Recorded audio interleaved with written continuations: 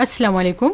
बहुत दिनों से हमारी एक प्यारी सी व्यूवर हमसे ज़ुरबियान मंदी की रेसिपी के लिए रिक्वेस्ट कर रही थी, तो आज हम उन्हीं की रिक्वेस्ट पर लेकर आए हैं बहुत ही मज़ेदार ज़ुरबियान मंदी की रेसिपी।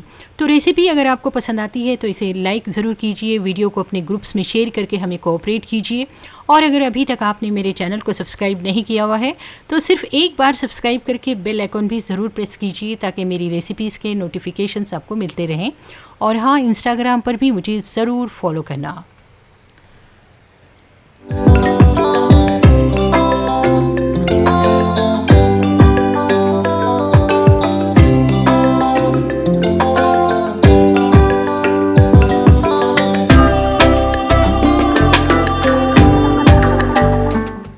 तो सबसे पहले हम क्या करते हैं, एक पैन को गैस पर रखते हैं और उसमें हमने आधा कप घी डाल दिया। आप चाहें तो तेल भी डाल सकते हैं। अब घी को गर्म होने दीजिए और फिर उसके बाद इसमें डालिए 2 इंच की दालचीनी मिन्स खलमी और 3 तेज़ पत्ते डाल दीजिए और 10 हरी इलायची डालिए।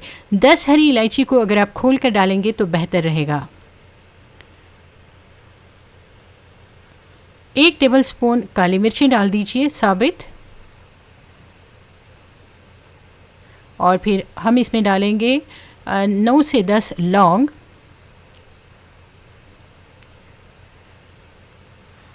आप इसे बटर में भी बना सकते हैं। अगर बटर में बनाएंगे तो और ज़्यादा मज़ेदार बनेगी। तो अब सभी चीज़ों को अच्छी तरह से फ्राई कीजिए। बहुत ही अच्छी खुशबू आ रही है। अब देखिए 2 कटी हुई प्याज है और यहाँ 10 चीरी हुई हरी मिर्चें हैं। तो ये 2 कटी हुई प्याज मैंने ऑयल में डाल दी। फिर उसके बाद आप इसमें हरी मिर्चें डाल दीजिए और सभी चीज़ों को अच्छी तरह से फ्राई कीजिए। प्याज को बहुत ज़्यादा लाल करने की ज़रूरत नहीं है। देखिए प्याज यहाँ तली जा रही है। अब यहाँ पर देखिए 1 किलो ये बकरे का गोश्त है। बकरे के गोश्त के मैंने ख़ास तौर पर बड़े बड़े पीसेस करके मंगवाए हैं। देखिए इस तरह से बड़े बड़े पीसेस लीजिए, इसे अच्छी तरह से साफ़ कर लीजिए, यानी धो लीजिए। और धोने के बाद इसमें 1 टीस्पून हम काली मिर्च पाउडर डालेंगे और फिर नमक टेस्ट के हिसाब से डाल दीजिए और 1 टीस्पून सौंफ का पाउडर यानी पिसी हुई सौंफ डाल दीजिए और 1 टीस्पून धनिया पाउडर डालिए, 1 टीस्पून गरम मसाला पाउडर डालिए, 1 टीस्पून लाल मिर्च पाउडर डाल दीजिए और 4 टीस्पून हम अदरक लहसुन पेस्ट डाल देंगे।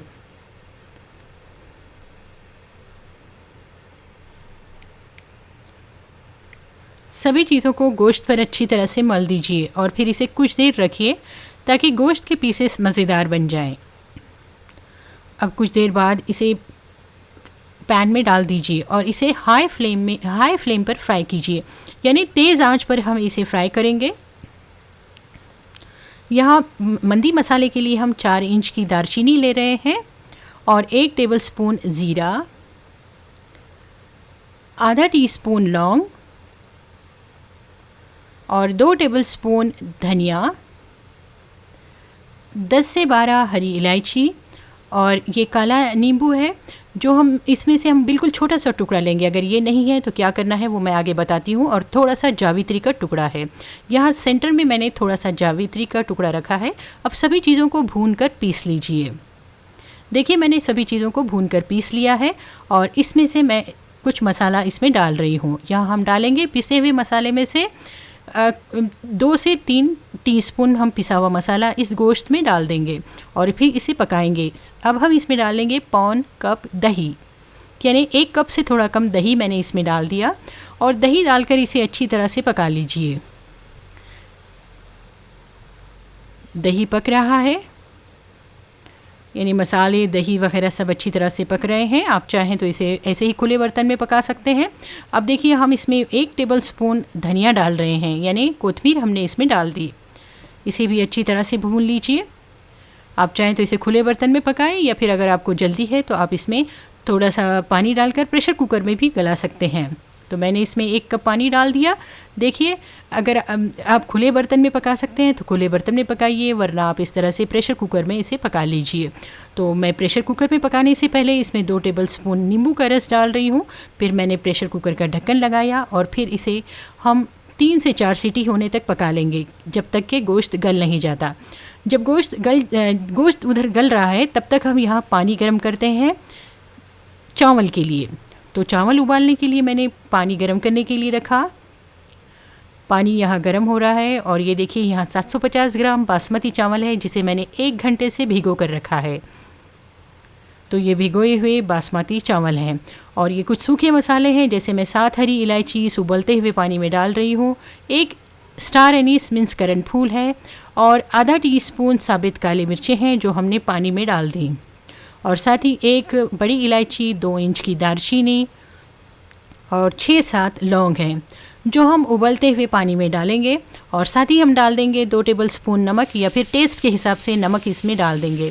और जब पानी उबलने लगेगा तब हम इसमें डाल देंगे ये चावल,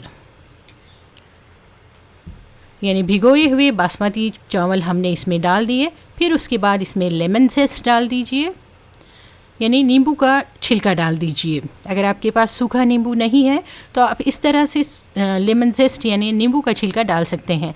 नींबू का छिलका डालते वक्त याद रखिए कि उसका सफ़ेद हिस्सा ना ग्रेट करें, वरना ये कड़वा हो जाता है। ठीक है, सफ़ेद हिस्से में से कड़वा टेस्ट आता है, सिर्फ ऊपर का पीला पीला हिस्सा ग्रेट करें। तो जब चावल अच्छी तरह से उबल जाएंगे, यानी 75% पक जाएंगे, तब आप इसे निथार लीजिए और निथार कर वापस से भगोने में डालिए और फिर उस पर थोड़ा सा कलर डालिए, या फिर आप ज़ाफ़रान डाल दीजिए और थोड़ा सा पानी डाल दीजिए साइड से।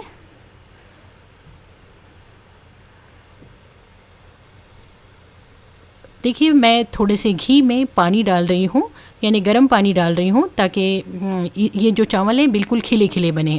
फिर उसके बाद ढक्कन ढाँक कर इसे दम दे दीजिए। 10 से 15 मिनट में ये चावल बहुत अच्छी तरह से दम हो जाएंगे। तो ये चावल दम होने के बाद ढक्कन खोलिए, देखिए बहुत ही ज़बरदस्त चावल दम हो गए हैं, ज़बरदस्त। देखिए बिल्कुल खिले खिले चावल हैं।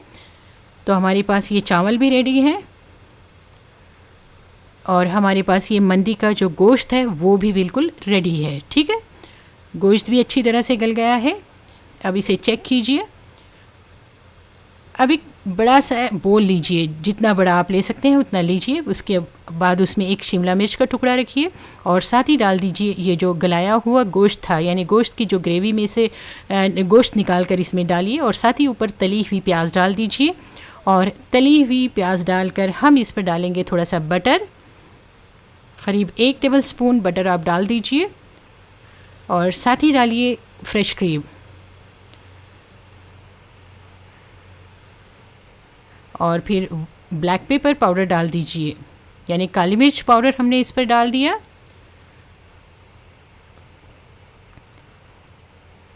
और फिर ग्रेवी डाल दीजिए, यानी उसी गोश्त में की ग्रेवी इसमें डाल देंगे। और फिर हरा धनिया डाल दीजिए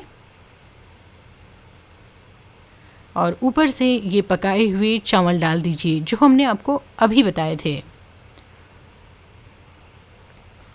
ऊपर से कलर वाले चावल डालिए और तली हुई प्याज का थोड़ा सा तेल डालिए। अब हम इस पर कुछ नट्स डालेंगे और किशमिश डाल देंगे, यानी काजू, बादाम, पिस्ता, आपको जो भी डालना है वो डालिए, और साथ ही थोड़ी सी किशमिश भी आप इस पर डाल सकते हैं।